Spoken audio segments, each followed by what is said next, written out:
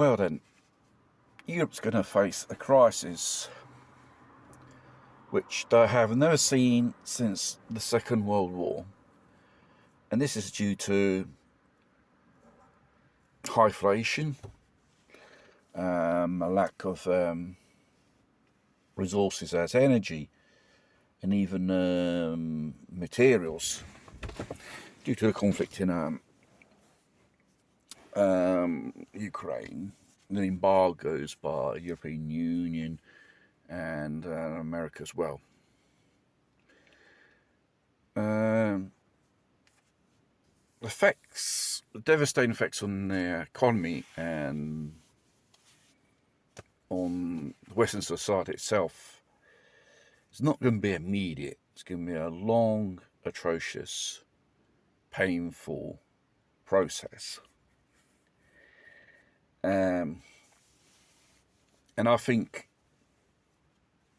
governments are naive or underestimate this factor. Such hardship could spark off into social disorder and uprisings. And obviously, someone's going to profit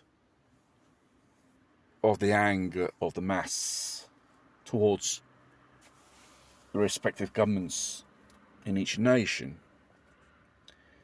They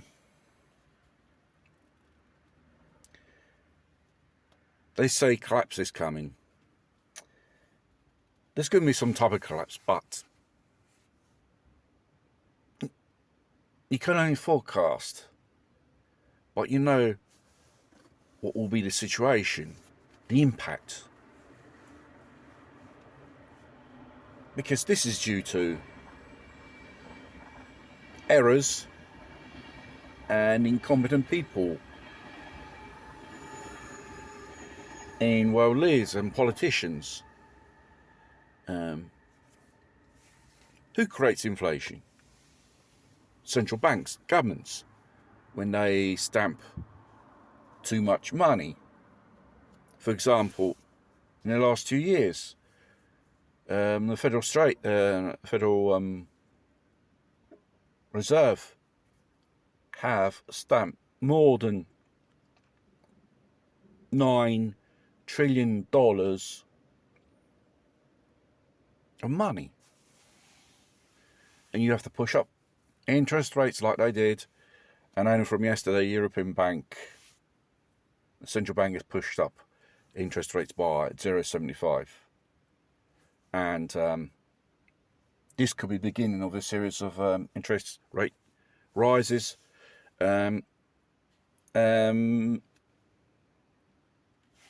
Just alone, the prices for us, the citizens, are going up.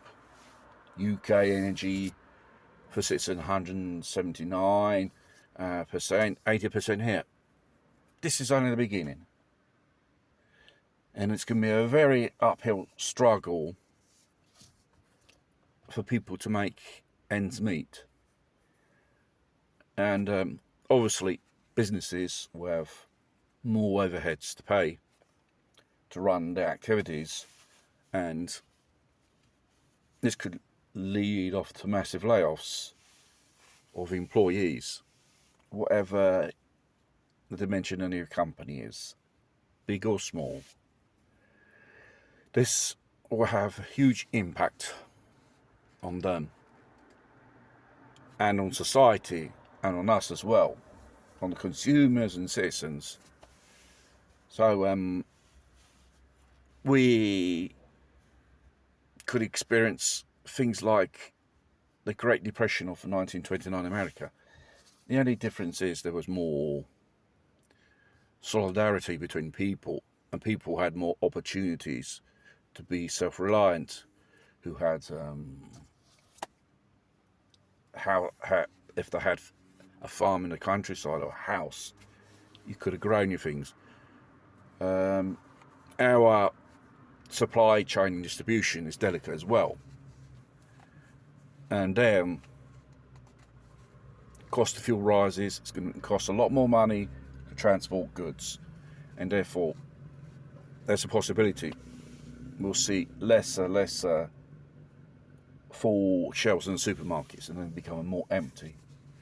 It's a bit like heading towards war times. I